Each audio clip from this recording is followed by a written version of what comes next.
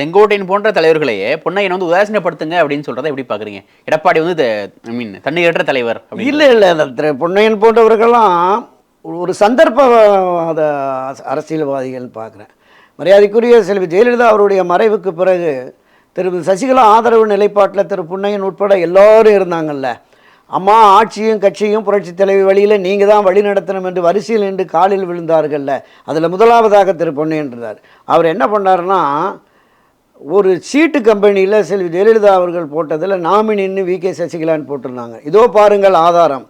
தன்னுடைய வாரிசாக திருமதி வி.கே. சசிகலாவை காட்டினார் ஆவணத்தை. அது ஏதோ ஒரு இன்சூரன்ஸ் கம்பெனியில் நாமினின்னு போட்டதை வச்சு அரசியல் வாரிசுன்னு சொன்னார். அந்த அளவுக்கு தான் அவருடையது. தலைவர் காலத்தில் இருந்தவர், நிறைய அமைச்சராக இருந்தவர், ரொம்ப சாணக்கியத்தனமெல்லாம் மிக்கவர். ஆனாலும் புரிந்து பேசணும், உணர்ந்து பேசணும். அவரை விடவும் இந்த கட்சிக்கு விசுவாசமானவர், புரட்சி தலைவர் எம்ஜிஆருக்கு விசுவாசமானவர், செல்வி ஜெயலலிதாவுக்கு விசுவாசமானவர்.